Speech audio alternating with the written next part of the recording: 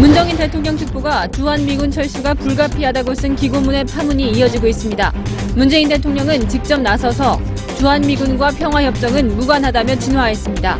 야당은 문 특보 사퇴를 요구했습니다. 트럼프 대통령이 오바마 대통령 시절 이란과 체결한 핵협정의 파기를 추진하고 있습니다. 적당히 타협하지 않겠다는 메시지를 북한에 보낸 것으로 해석됩니다. 조현민 전 대한항공 전무가 15시간 조사를 받은 뒤 취재진의 질문에 피식 웃는 모습을 보였습니다. 사람 쪽으로 던진 적은 없으세요? 네, 사람 쪽에 던진 적 없습니다. 조양호 회장 자택에 비밀 공간이 있다는 제보를 받은 경찰은 자택을 추가로 압수수색했습니다. 댓글 조작 사건의 주범인 드루킹 김모 씨의 첫 재판이 열렸습니다. 김 씨는 조작 혐의를 인정했습니다. 경찰은 모레 김경수 민주당 의원을 소환 조사합니다. 학교와 유치원에서 1급 발암 물질인 라돈이 기준치보다 훨씬 높게 검출됐습니다. 강원도에 기준치 적합하지 않은 학교가 205개의 학교예요. 라돈이 있긴 있어요, 어디나. 더 깊은 뉴스에서 취재했습니다.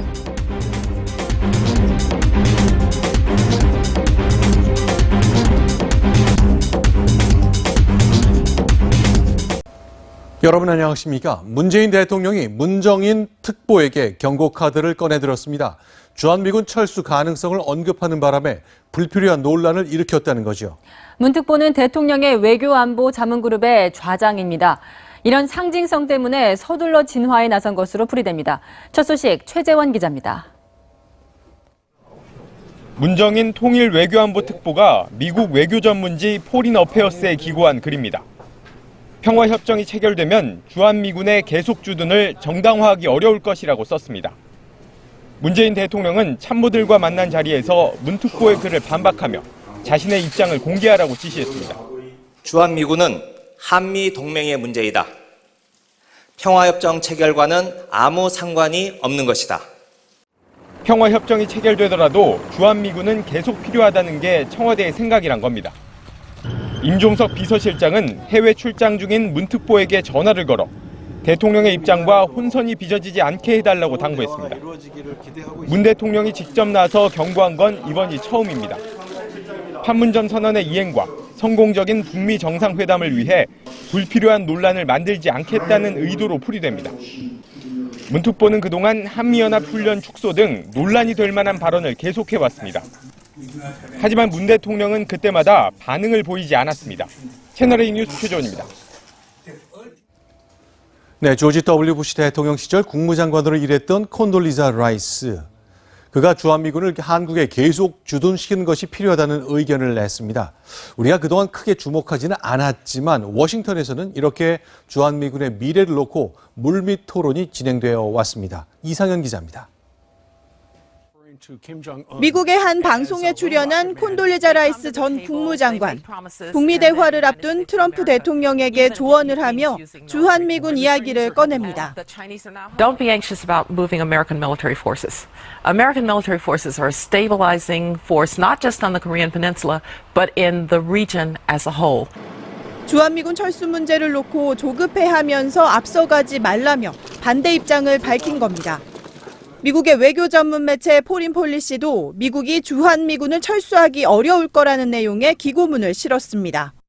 트럼프 대통령이 이미 평창 동계올림픽을 앞두고 주한미군 철수 카드를 꺼냈지만 존 켈리 비서실장이 만류해 단념했고 지미 카터 전 대통령 때도 철수가 추진됐지만 의회와 동맹국의 반대로 무산되는 등 대통령의 의지만으로 결론을 낼 수 있는 일이 아니라는 점을 지적했습니다. 라이스 전 장관은 또 북한 정권의 본질을 잊으면 안 된다고 경고했습니다. 크리스토퍼 힐 전 국무부 동아태 차관보도 한 언론 인터뷰에서 지금까지 북한이 한 일을 잊지 말라며 신중론을 펼쳤습니다. 채널A 뉴스 이상현입니다. 네, 우리 정치권도 문정인 특보의 글을 놓고 맞붙었습니다. 야당은 해임을 촉구했습니다. 이어서 김민지 기자입니다. 우리 대통령이 군사 주권이 없는 건 아닙니다. 대한민국 대통령이 주한미군 싫다 나가라고 하면 끝입니다. 나가야 됩니다. 논란 발언을 이어온 문정인 특보가 또다시 주한미군 철수 가능성을 언급하자 야당은 일제히 비판하고 나섰습니다. 판문점 선언이 결국은 주한미군 철수와 한반도 핵우산 철폐를 의미했던 것인지.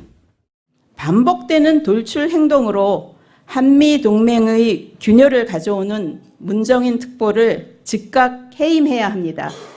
민주평화당도 민감한 시점에 대통령 특보가 불필요한 논란을 일으킨 것은 잘못이라고 비판했습니다. 더불어민주당은 서둘러 진화에 나섰습니다.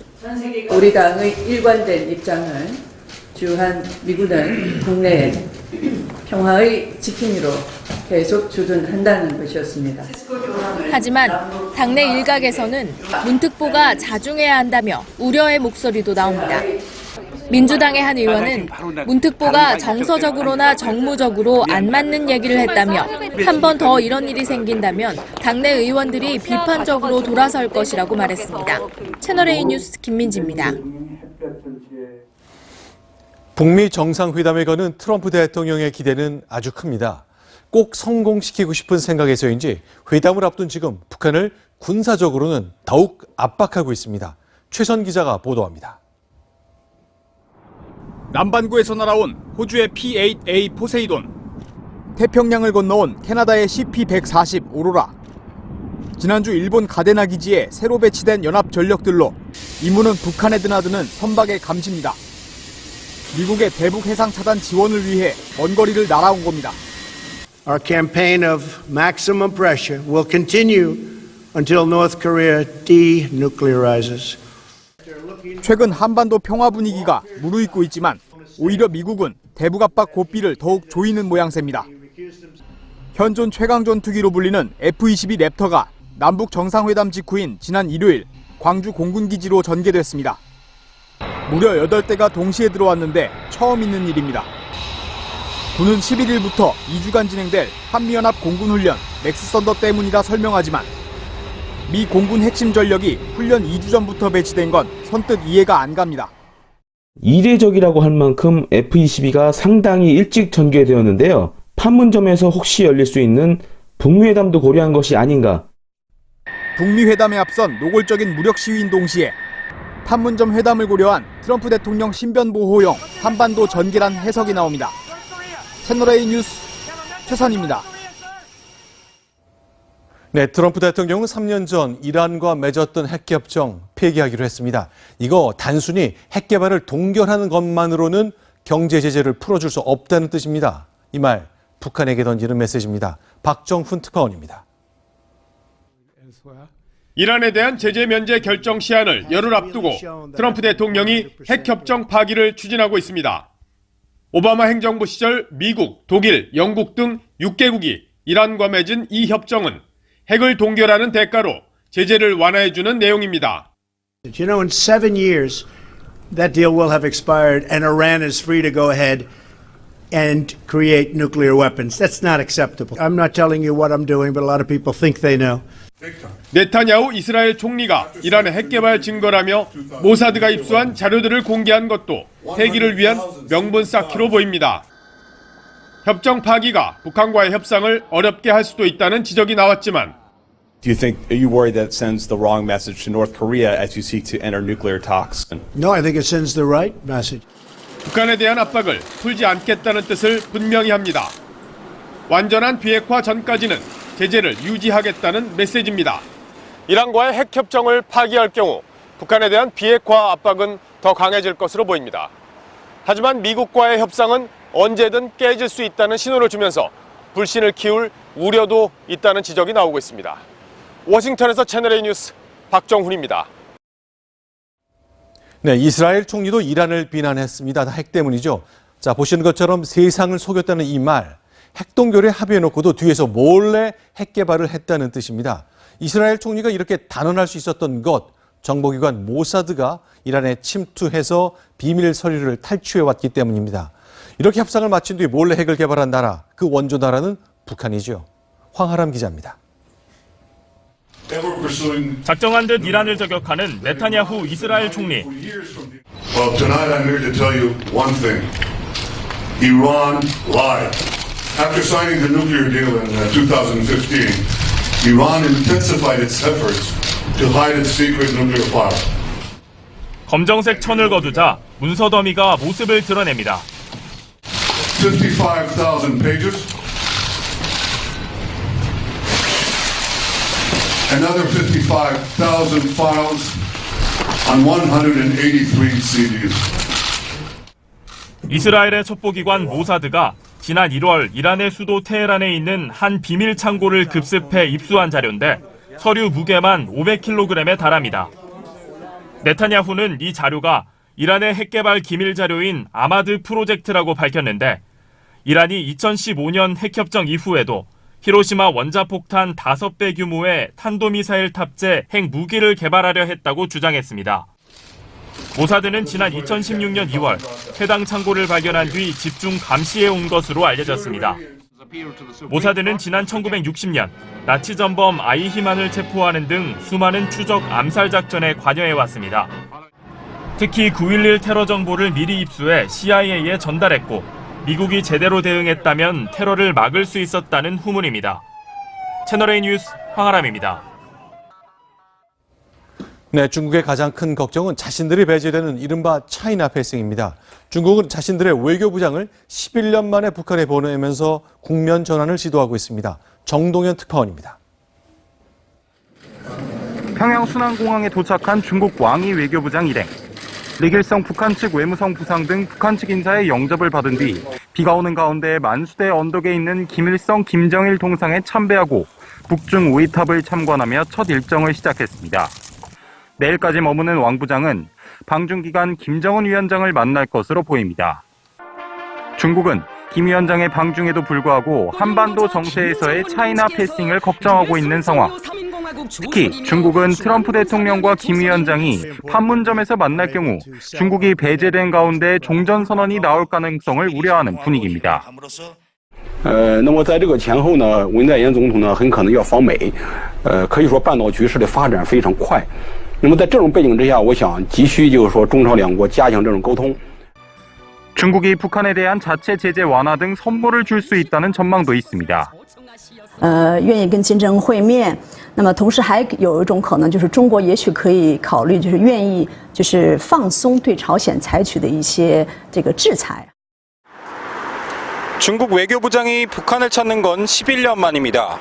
외교 담당 국무위원을 겸하고 있는 왕이 부장의 방북은 차이나 패싱을 우려하는 중국의 조급함을 드러내고 있습니다. 베이징에서 채널A 뉴스 정동현입니다.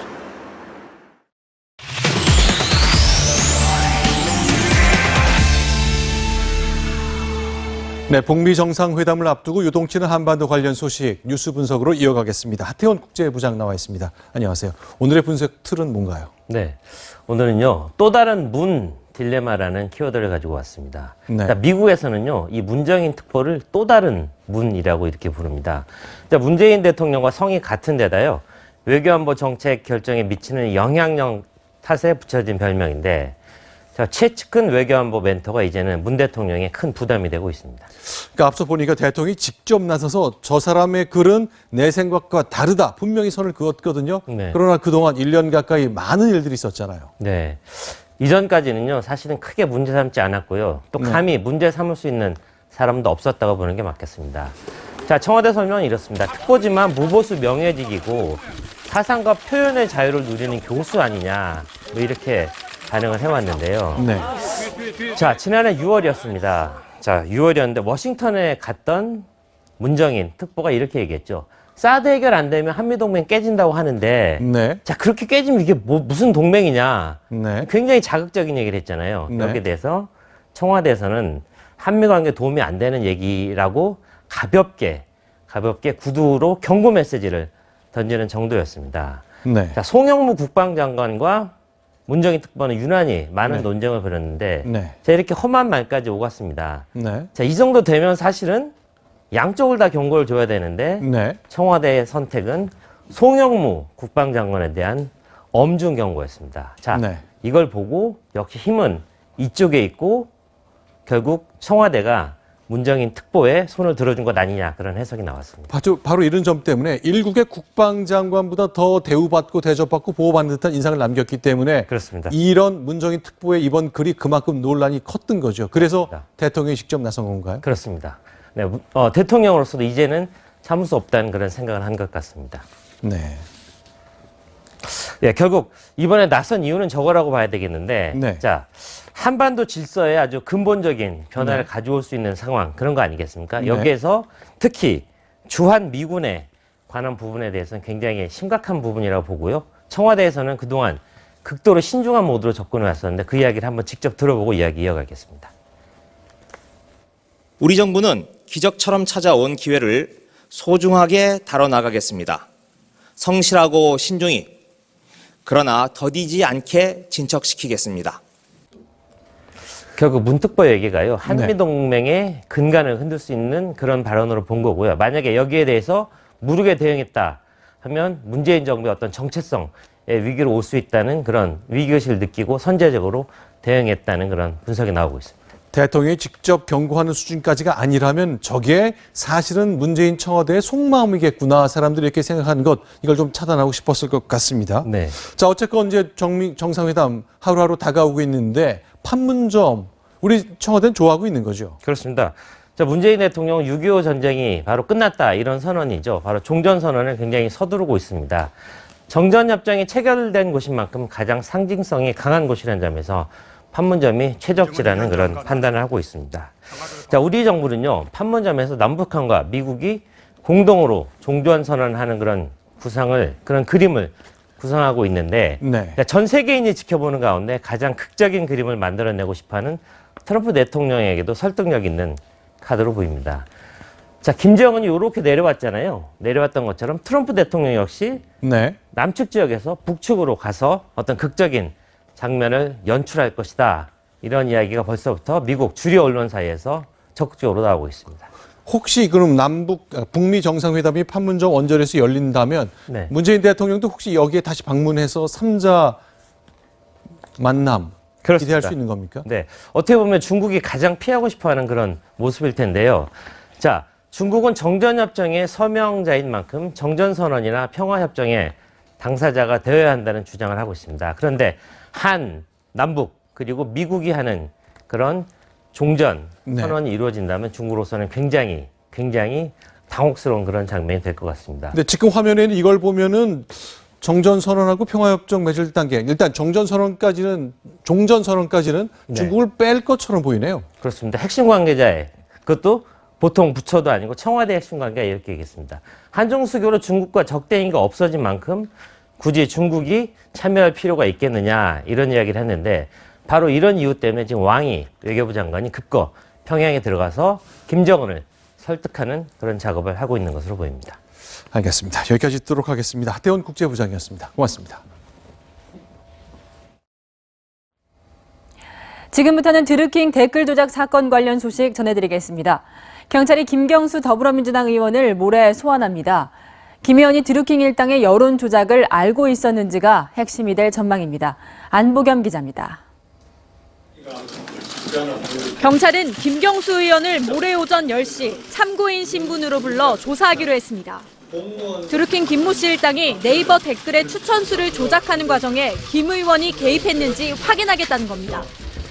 또 드루킹이 일본 오사카 총영사와 청와대 민정수석실 행정관 자리를 청탁한 의혹과 김 의원의 보좌관 한모 씨가 드루킹 측에서 받은 500만 원의 대가성 여부도 조사 대상입니다. 보좌관 한 씨는 경찰에서 500만 원은 빌린 돈이 아니라 편하게 쓰라고 해서 받은 돈이라며 김경수 의원은 돈이 오간 사실을 모른다는 취지로 진술했습니다. 사실대로 다 진술하고 부적절한 돈을 받긴 했지만 김경수 의원과 관련한 불법 정치 자금이나 뇌물은 아니라는 주장으로 풀이됩니다. 김 의원 소환에 앞서 경찰은 드루킹의 인사청탁 의혹에 연루된 변호사 2명을 내일 소환해 조사합니다. 채널A 뉴스 안보겸입니다. 드루킹 김 씨 일당은 오늘 첫 재판에서 댓글 추천수를 조작한 혐의를 모두 인정했습니다. 자백할 테니 재판을 빨리 끝내달라는 건데요. 검찰은 재판 준비에 시간이 필요하다고 했다가 재판장의 질책을 받기도 했습니다. 신아람 기자입니다. 수의를 입고 마스크로 얼굴을 가린 채 법원에 도착한 드루킹 김 씨. 오늘 오전 열린 첫 재판에서 재판장이 댓글 추천수를 조작한 혐의에 대한 입장을 묻자 곧바로 인정합니다라고 답변했습니다. 범행을 자백해 재판을 신속하게 끝내겠다는 겁니다. 하지만 검찰은 압수물 대부분을 경찰에서 넘겨받지 못했다며 재판에 한 달 정도의 시간이 필요하다고 밝혔습니다. 재판장은 증거 분석도 안 된 상태에서 김 씨 등을 재판에 넘겼느냐며 검찰을 강하게 질타했습니다. 피고인이 자백한 상태에서 검찰의 증거 제출이 늦어지는 건 받아들일 수 없다는 겁니다. 재판은 16분 만에 종료됐습니다. 오늘 재판에선 김경수 의원 등 정치권과의 연관성은 언급되지 않았습니다. 재판 절차에 대해서 그다음에 그런 거에 대해서 얘기해주고 동기와 원인에 대해서는 제가 물어보질 않았습니다. 법원은 오는 16일 두 번째 재판을 열고 본격적인 심리를 시작하기로 했습니다. 채널A 뉴스 신아람입니다. 드루킹 재판과 수사가 경남지사 선거에도 불똥을 튀고 있습니다. 경찰 소환 통보를 받은 김경수 후보는 정확하게 소명하겠다며 정면 돌파 의지를 밝혔는데요. 하지만 한국당은 감옥 갈 사람이 선거판을 띄고 있다고 비판했습니다. 안건우 기자입니다. 경남 창원에서 열린 한국GM 협상 결과 보고대회에서 경찰 소환 통보를 받은 더불어민주당 김경수 의원. 자신이 여러 번 요구한 것으로 경찰에 출석해 정확하게 소명하겠다며 정면 돌파 의지를 드러냈습니다. 야당은 더 이상 이 문제를 정치 공세의 대상으로, 정쟁의 대상으로 삼지 않기를 바랍니다. 하지만 경남 창원의 지도부까지 총출동한 자유한국당은 작심한 듯 비판의 날을 세웠습니다. 감옥 갈 사람이 어떻게 경남도청 가겠다고 우리 김조 앞에 맞붙으려고 합니까? 또 드루킹 사건은 민주주의 훼손이라며 이번 선거에서 민주당을 심판해달라고 호소했습니다. 경찰 수사가 속도를 내고 선거도 다가오면서 두 정당의 공방은 더욱 치열해질 전망입니다.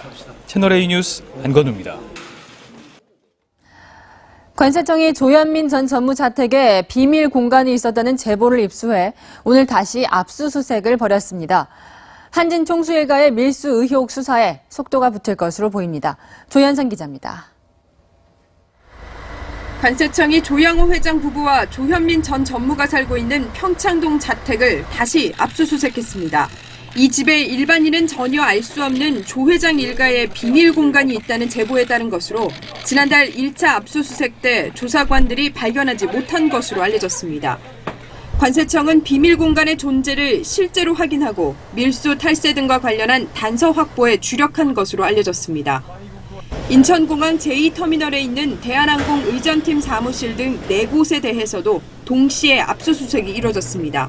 현재로서는 지금 문제되고 있는 3분 정도는 조사를 하게 되지 않을까 싶습니다. 최대한 신속하게 하려고 모든 노력을 다 기울이고 있습니다.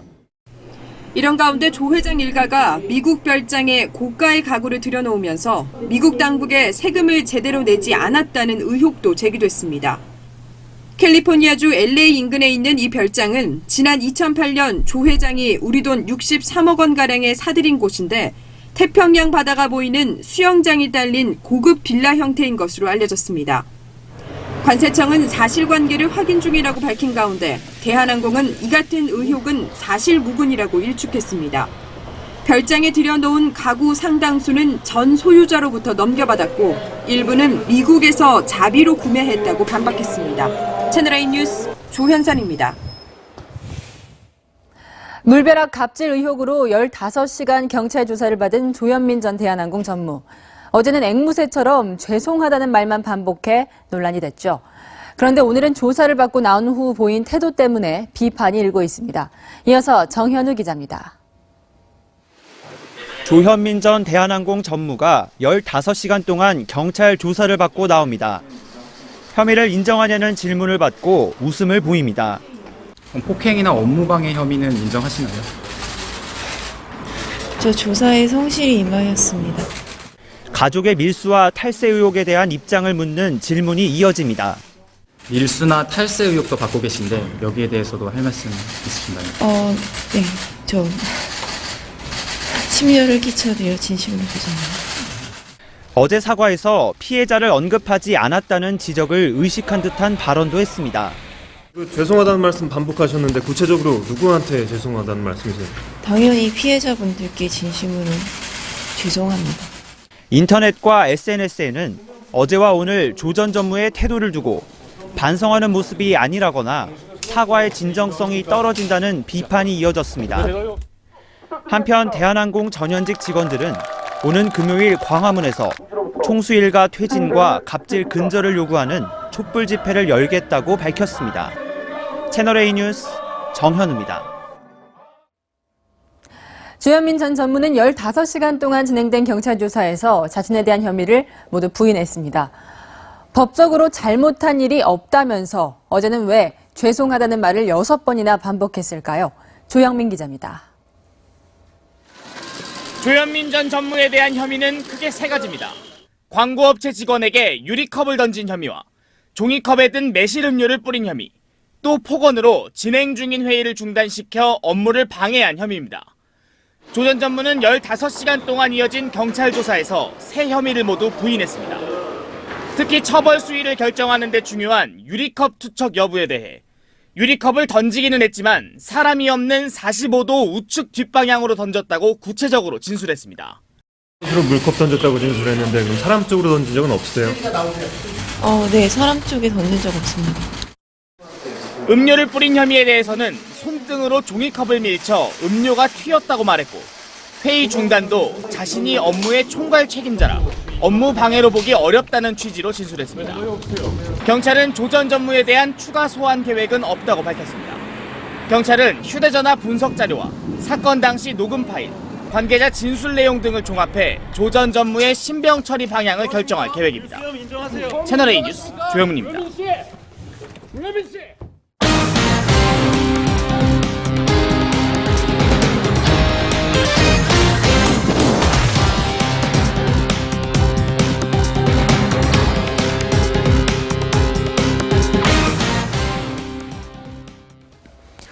네, 취객을 돕다가 오히려 폭행을 당한 50대 여성 구급대원이 한 달쯤 지나 숨졌죠.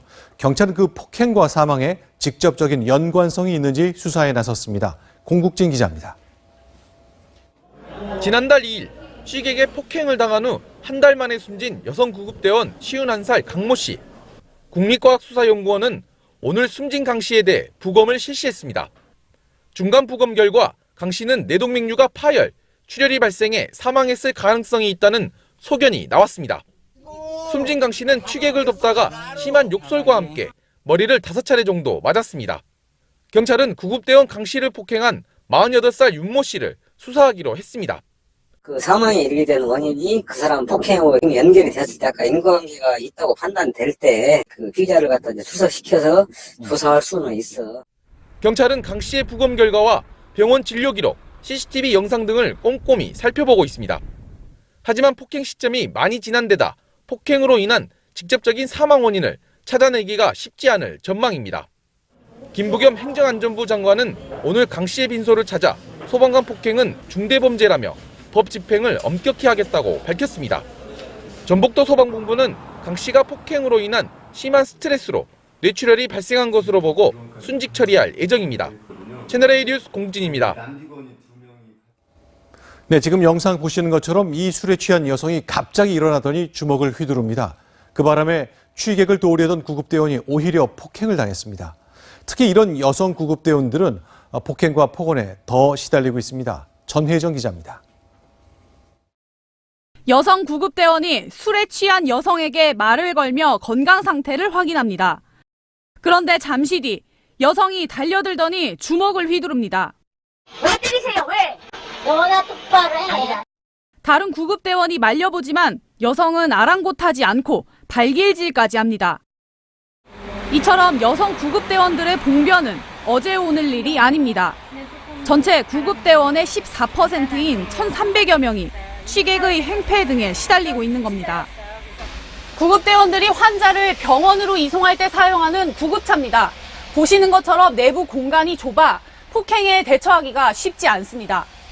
출동 있으면 심장부터 반응이 오거든요. 불안하다, 손 떨리고 심장이 콩콩거리고 그런 게. 그분이 막 쫓아오는데 정말 무서웠어요. 경찰분 언제 오시냐고 일을 해야 되나 그런 생각이 들 정도로.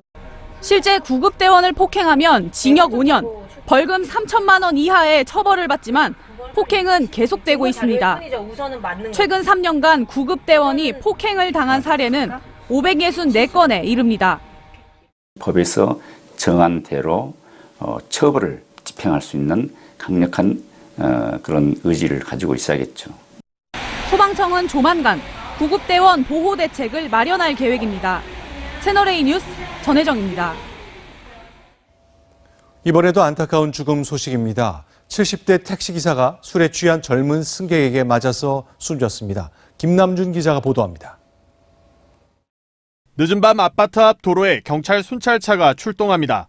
잠시 뒤 소방 구급차도 도착했습니다. 차에서 내린 경찰관들은 한 남성을 체포해 순찰차에 태웁니다. 한 분은 운전석에 머리 이렇게 뽕팍, 한 분은 뒤에 대자 이렇게 있고.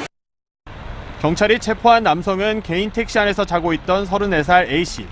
만취 상태로 택시에 탔던 A씨는 행선지를 제대로 말하지 못했고 이 때문에 택시기사 71살 B씨와 시비가 붙자 차를 세우고 주먹과 발로 B씨를 마구 때렸습니다. 목적지를 정확히 얘기해달라고 하니까 그걸 얘기를 못했어요. 그런 과정에서 말이 오가다가 그렇게 된 겁니다. 구급대원이 응급처치를 했지만 머리를 크게 다친 B씨는 이미 숨진 뒤였습니다. 숨진 B씨는 20년 경력의 개인 택시기사였습니다. 경찰은 A씨를 폭행치사 혐의로 구속해 검찰에 넘겼습니다. 채널A 뉴스 김남준입니다. 네, 어제 전남 영암군 미니버스 사고로 숨진 8명은 모두 인근 마을 세 곳에 살던 이웃 사촌들이었습니다. 날벼락을 맞은 마을은 하루 종일 침울했고 주민들은 나란히 차려진 빈소를 찾았습니다. 먼저 박지혜 기자입니다. 어제 사고로 숨진 이모 할머니와 김모 할머니의 집은 길 하나를 사이에 두고 마주보고 있습니다. 어렸을 때 시집와 사촌 동서가 된 두 사람은 힘들고 어려운 일이 있을 때면 서로를 찾았습니다. 서로 돕고 살지. 혼자 계시고 여기는 영감님 계셔도 나이가 많이 잡잖아. 그렇게 우애가 깊어. 손주들 용돈이라도 벌자며 함께 나선 밭일도 함께여서 고되지 않았습니다. 얼마 뒤 손주 자식들 볼 날을 손꼽아 기다렸습니다.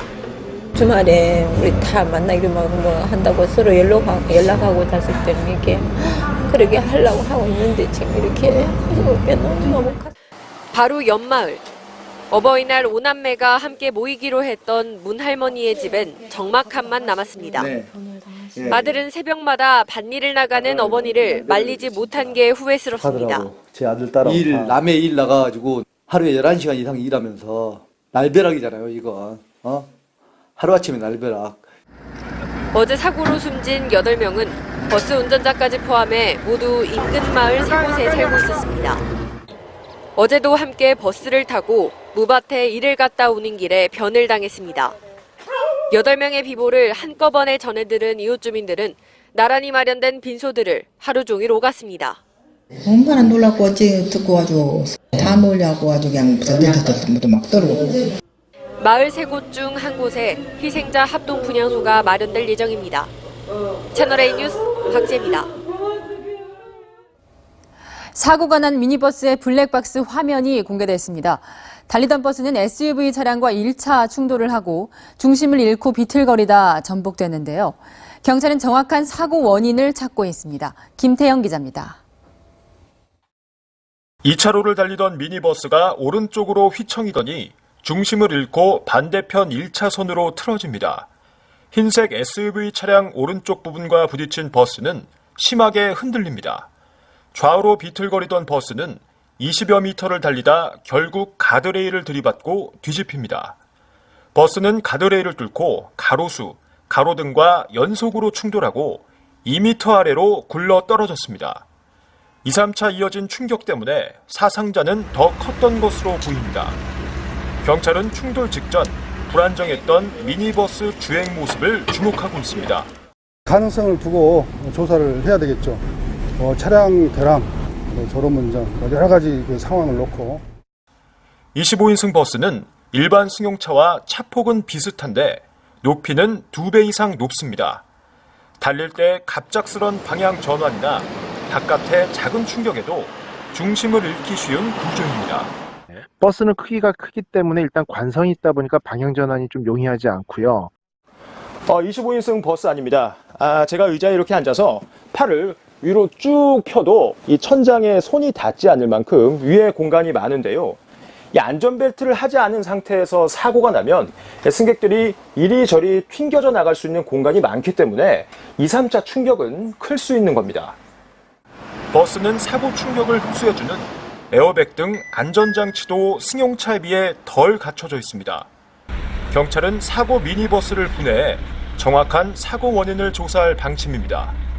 채널A 뉴스 김태형입니다.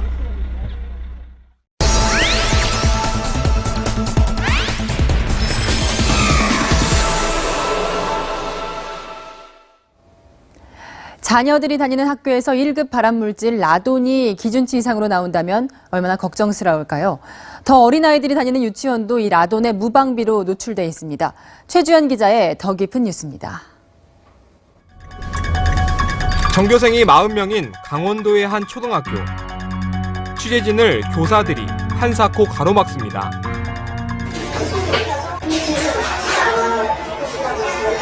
한 번만 여쭤봐도 될까? 서울에서 왜 이러는 걸까?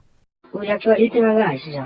강원도에 기준치 적합하지 않은 학교가 205개의 학교예요. 라돈이 있긴 있어요, 어디나. 이 학교의 라돈 농도는 환경부 기준치의 13배였습니다. 라돈 측정기 구입해놓고 라돈 저감기 설치하고 할 거고. 흙이나 바위에 있는 우라늄이 자연적으로 붕괴하며 만들어지는 라돈. 색깔도 냄새도 없고 초미세먼지의 3,500분의 1에 불과합니다. 하지만 인체로 들어오면 폐세포를 공격하고 암을 유발합니다. 세계보건기구는 라돈을 1급 발암물질로 규정하고 있습니다. 라돈은 어떻게 생겼을까? 우라늄이 들어있는 돌에 열을 가하자 침묵의 살인자 라돈이 하얀 연기로 모습을 드러냅니다. 지금 우리가 있는 이 공간에서도 똑같이 이렇게 많이 방출이 되고 있습니다. 교육부가 공고하는 학교의 라돈 허용치는 148베크레. 하루에 담배 8개비를 피우는 수준입니다. 교육부 점검에서 이 기준을 넘긴 초중고는 전국적으로 400여 곳. 라돈은 나이가 어릴수록 더 큰 피해를 줍니다. 이 덩어리 병변이 최초에 발견한 암, 세포가 성장하고 분화하는 그런 과정 중에 방사선 물질이 노출이 된다는 것은 분명히 장기적인 그런 세포에 어떤 암 발생에 악영향을 끼칠 수 있는 가능성이 높고요. 강원도의 한 유치원. 교실과 교무실, 자료실의 라돈 수치를 전문업체와 함께 측정해봤습니다.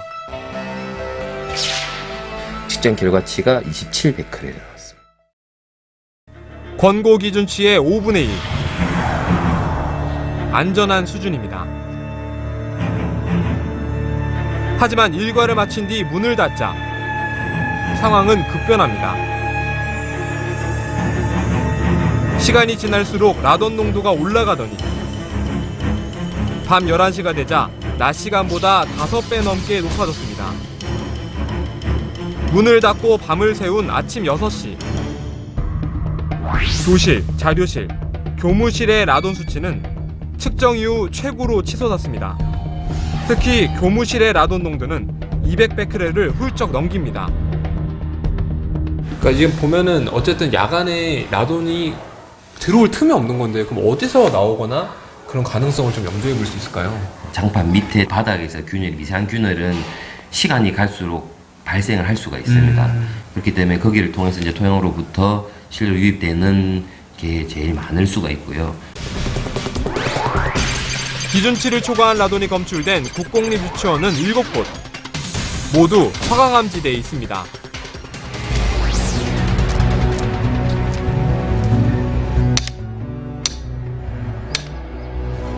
라돈과 화강암지대 사이엔 무슨 연관이 있는 걸까?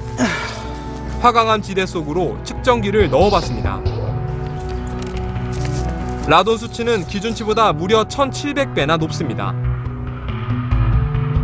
라돈 같은 경우에는 이제 화강암에서 굉장히 많이 이제 방출이 되고 있는데요. 대략 한 22만 베크렐 정도 나왔다고 보시면 될 것 같습니다. 22만 베크렐. 예. 경북의 이 초등학교에선 2년 전 점검에서 기준치의 7배인 900베크렐 이상의 라돈이 검출됐습니다. 학교 측은 부랴부랴 라돈 저감 시설을 설치했습니다. 그 결과 현재 라돈 수치는 당시의 10분의 1까지 떨어졌습니다. 토양 내에 배관을 설치해서 토양 속에 있는 라돈을 배관을 통해서 외부로 배출하게끔 이전에 설치하기 전에는 970베크렐 정도의 농도가 나타났었고요. 토양 배기법이 설치된 후에는 80베크렐 이하로 저감이 됐습니다. 당국의 라돈 대책은 어떨까? 우선 학교마다 측정 방식이 제각각입니다. 그것도 1년에 단 한 번 1층 이하의 시설만 점검합니다. 그나마도 기준치의 4배 넘는 수치가 나와야만 저감 대책을 마련할 수 있습니다. 기준치를 초과한 라돈이 200개 넘는 학교에서 검출된 강원도. 21곳에만 저감 장치 설치를 계획 중입니다. 시설 하나에 수백만 원씩 드는 예산은 학교와 교육청이 서로 떠넘기고 있습니다. 거기도 처음이니까 대책을 내느라 하시니까 몰라가지고 지금 산업화가 전화하고 있어요. 시설에 대해서 방침을 가지고 운영하는 것에 대해서 조기적인 개입할 그게 뭐가 돼요? 어른들의 이런 방관과 무책임 속에 우리의 꿈나무들은 오늘도 1급 발암 물질을 마시고 있습니다. 채널A 뉴스 최주현입니다. 집을 비운 동안 누군가 강제로 문을 열고 들어와서 집안을 뒤지다 사라졌다면 도둑이 들었다고 생각할 수밖에 없겠죠. 그런데 집을 뒤진 사람이 법원의 명령을 집행하는 사람이었다면 얼마나 황당할까요? 정다은 기자입니다. 2층 주택 앞에서 남성들이 잠긴 대문을 열고 계단을 오릅니다. 2층 현관문까지 따고 들어가더니 몇 분 만에 다시 우르르 나옵니다. 이 남성들의 정체는 법원 집행관실 직원들. 채무 관련 법원의 집행명령을 이행하려고 들어가 집안을 뒤지다 엉뚱한 사람 집인 걸 알고 황급히 나온 겁니다. 수상한 남자들이 집에 드나들었다는 이웃 연락을 받고 온 집주인은 경찰에 신고를 했습니다. 주변 사람들한테 말로만 법원이라고 했고 보여주거나 그런 것도 없는 거거든요. 집주인이 경찰이 확인해준 집행관실 직원에게 전화하기 전까지 사과는 물론 연락도 없었습니다. 공공기관에서 신고를 진행할 예정이고요. 네, 그러세요. 네. 해당 직원은 등기부상의 명의를 보고 강제 집행을 하다 보니 다른 사람이 사는지 몰랐다고 해명했습니다. 사후에 집주인에게 전화나 쪽지를 못 남긴 건 관련 절차가 없어서라고 말했습니다. 등기 기록에 주로 의존해 강제 집행이 이루어지다 보니 엉뚱한 사람 집을 뒤지는 일이 언제든 일어날 수 있습니다. 비슷한 피해를 막으려면 강제 집행 전 확인 절차를 강화해야 한다는 지적이 나옵니다.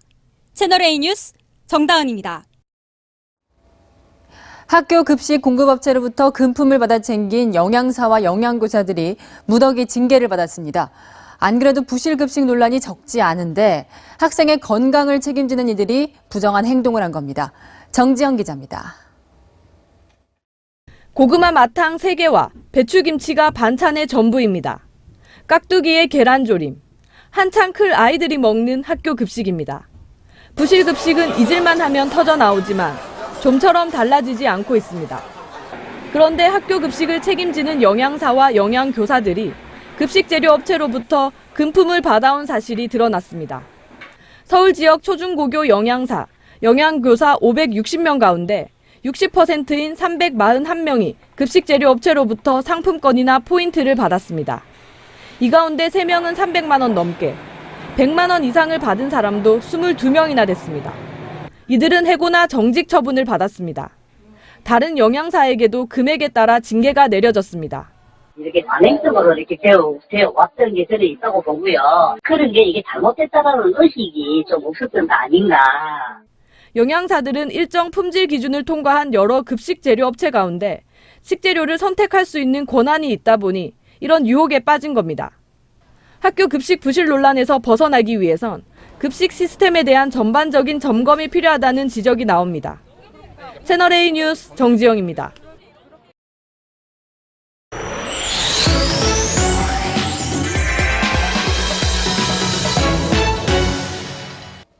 오늘 뉴스터치는 사라진 우산 비닐 커버 이야기로 시작합니다. 520만 장, 지난 한 해 서울 지하철역에서 시민들에게 나눠준 우산 비닐 커버 장수입니다. 최근 재활용 대란이 벌어지면서 골칫거리로 떠오르자 서울시는 급히 대책을 내놨습니다. 5월 1일, 즉 어제부터 공공청사와 지하철 역사에서는 우산 비닐 커버를 사용하지 않고 대신에 우산 빗물 제거기나 빗물 흡수용 카페트를 설치하겠다고 밝혔습니다. 이틀째인 오늘 서울엔 하루 종일 비가 내렸는데요. 과연 잘 시행되고 있는지 살펴봤습니다. 서울시청 출입구에는 빗물 건조기와 흡수용 카펫, 그리고 사용 안내서까지 설치해 놓은 상태였습니다. 그러나 바로 앞 서울시청역은 사정이 전혀 달랐습니다. 개찰구까지 둘러봐도 건조기는 없었고 빗물을 잘 털고 다니라는 안내문만 붙어 있었습니다. 근처에 있는 또 다른 역의 상황은 어떨까요? 비닐 대신 빗물 건조기가 설치돼 있어야 할 지하철역 출구 앞인데요. 보시는 것처럼 빗물 건조기는커녕 빗물 흡수용 카페트도 찾아보기 힘듭니다.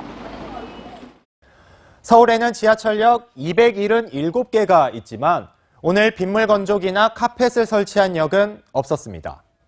서울시 쪽에서 이제 발표를 한 내용이라 건조기가 가격이 좀 드는 걸로 알고 있거든요. 그래서 이제 서울시도 이제 시범적으로 몇 대만 설치를 해놓은 상태이기 때문에 저희는 아직 건조기까지는 빗물 건조기는 대당 가격이 70만 원 정도인데요. 서울시 측은 빗물 건조기를 사용하라고 권고했을 뿐 구입 계획은 없다고 밝혔습니다. 설익은 정책으로 시민 불편만 키우고 있다는 지적이 나옵니다. 다음 소식은 빌라에서 일어난 폭발 사고입니다.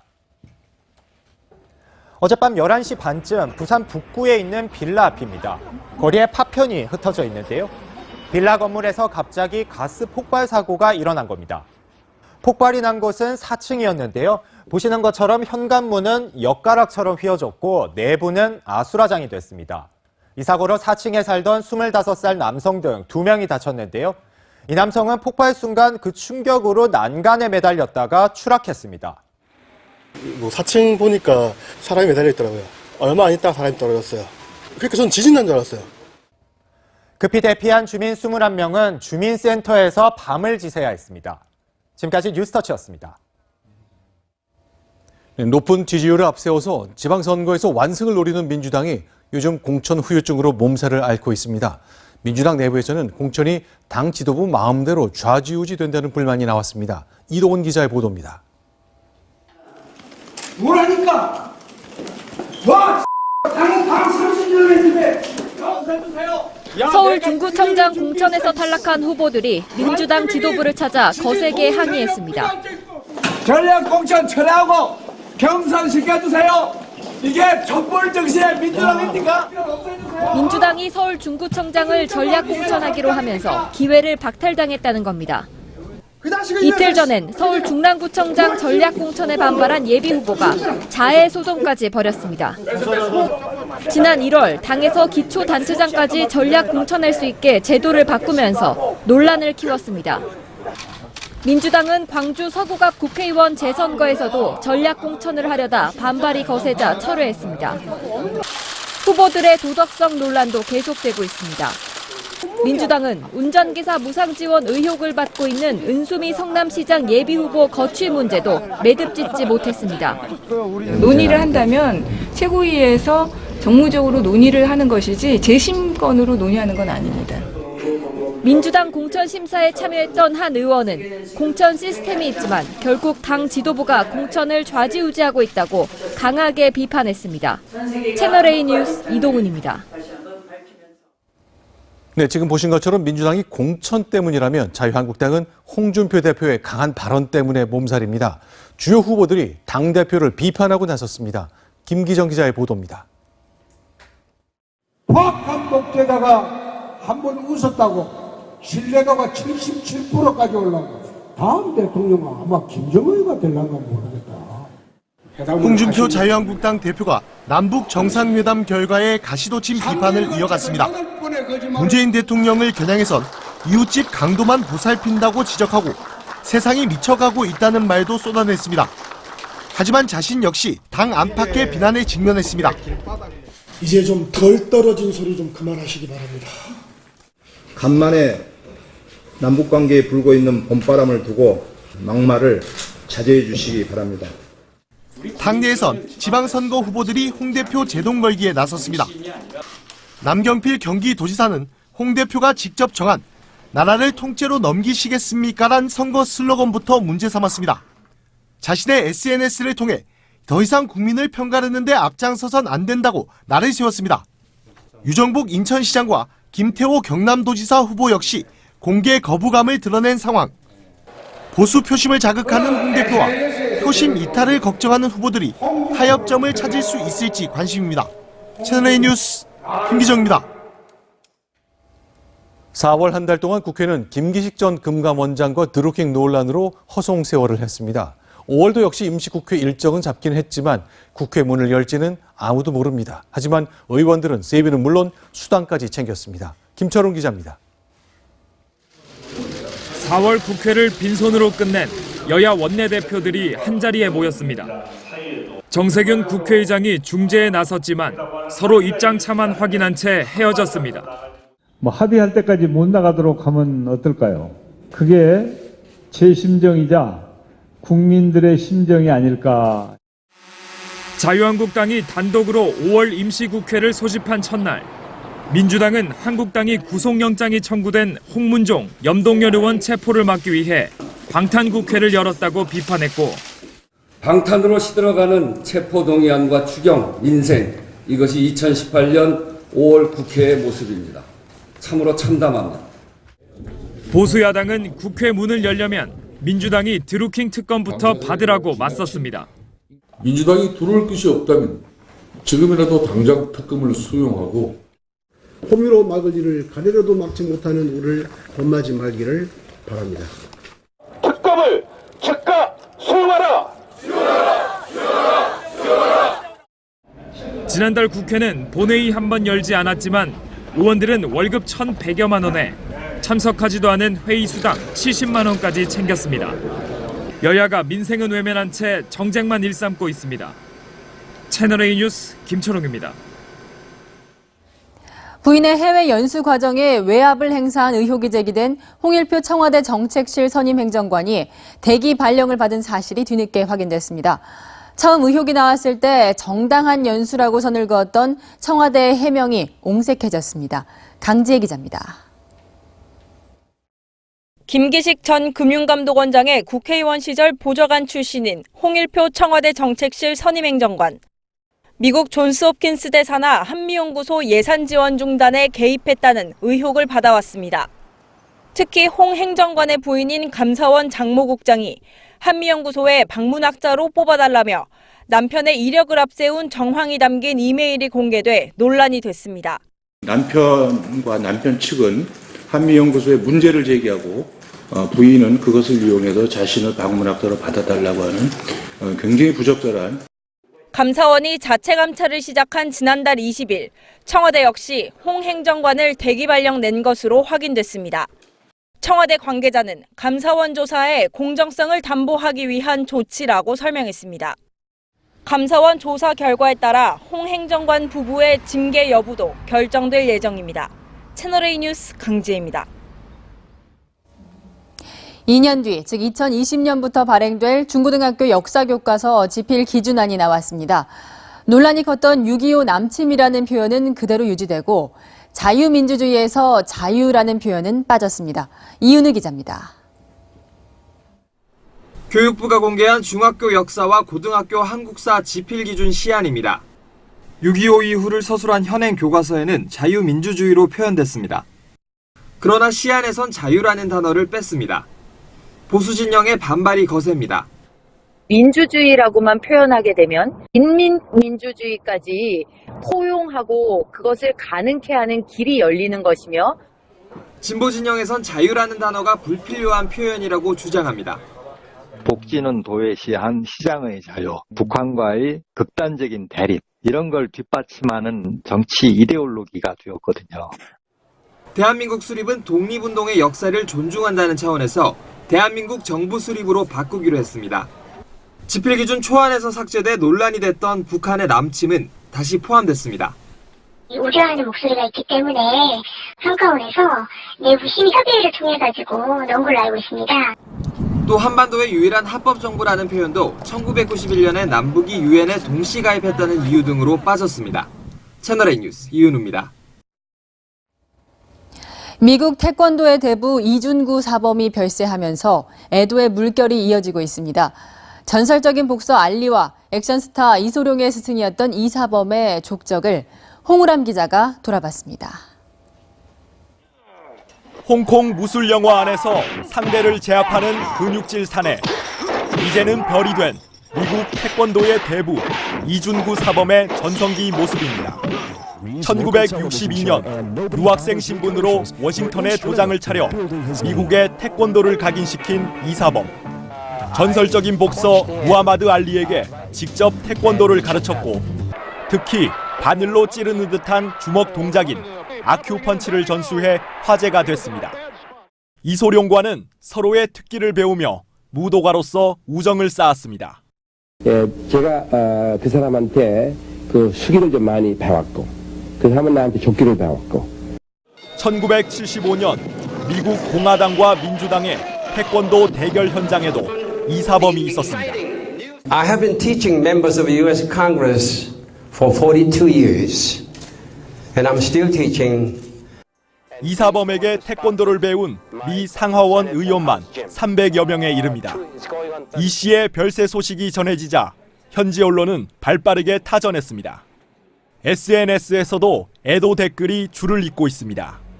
태권도 보급 한 길로 미국 역사상 가장 성공한 이민자로 선정된 이 사범. 태권도 한류는 반세기 전 그의 발차기와 주먹에서 시작됐습니다. 채널A 뉴스 홍우람입니다. 수영에는 아티스틱 스위밍이라는 종목이 있습니다. 수중 발레로 많이 알고 계시는데요. 이찬호 기자가 오늘 개막한 동아 수영대회에서 펼쳐진 아티스틱 스위밍의 세계로 안내합니다. 도도한 발걸음으로 자태를 뽐내더니 유유히 물속으로 뛰어듭니다. 잠시 뒤 물 위로 떠오르며 인어를 연상케 하는 연기가 시작됩니다. 원래 명칭은 싱크로나이즈드 스위밍이었지만 지난해 바뀌었습니다. 피겨만큼 음악이 중요한데 오페라의 유령, 영화 007 시리즈 OST 등 대중적인 음악도 사용됩니다. 이목이 집중된 국가대표 이비영의 연기. 거꾸로 솟구칠 때 가슴선이 수면에 닿을 만큼 도약과 회전에 힘이 넘칩니다. 수영을 잘 하시는 분도 1년은 넘게 걸리는 좀 어려운 기술이에요. 2분 이상 연기를 펼쳐야 하기 때문에 하루 10시간 넘는 연습은 필수입니다. 등록 선수 고작 100여 명, 전국체전 정식 종목에서 빠질 만큼 열악한 환경에서도 아티스틱 스위밍 선수들은 경기력 향상을 위해 고군분투하고 있습니다. 대회 우승을 차지한 이리영은 8월 아시안게임 메달권 진입으로 한국 아티스틱 스위밍의 위상을 끌어올리는 절실한 목표를 세웠습니다.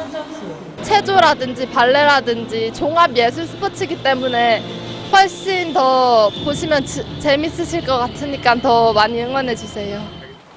채널A 뉴스 이철호입니다. 고생 많으셨습니다. 이렇게 흐리고 비 내리는 날에는 불편함도 많지만 낭만에 젖어 멋진 영화를 감상하기에도 참 좋은데요. 내일도 곳곳에 비 소식이 있고 또 공기는 더 싸늘해지겠습니다. 비구름이 동쪽으로 이동하면서 서쪽 지역의 비는 대부분 그친 상태입니다. 오늘 밤에는 모두 그치겠고요. 강원도와 경북 북부 지역은 내일 새벽까지 이어지기도 하겠습니다. 내일은 경기 동부와 강원, 충북 북부와 경북 북부에 5mm 안팎의 비가 옵니다. 오후에 지나겠고요. 그 밖에 중부 지역도 오후에 빗방울이 떨어질 수 있겠습니다. 오늘 밤부터는 찬 공기가 내려오면서 날이 부쩍 차가워집니다. 내일 아침 서울은 9도로 출발해 낮에도 16도에 머물겠고요. 그 밖의 지역도 평년 기온을 밑도는 데다가 바람까지 강하게 불어서 무척 쌀쌀하겠습니다. 충남 서해안과 남부 곳곳에는 강풍특보도 발효됐습니다. 옥외 간판이 떨어지거나 시설물이 넘어지는 등 피해 없도록 각별한 주의하시기 바랍니다.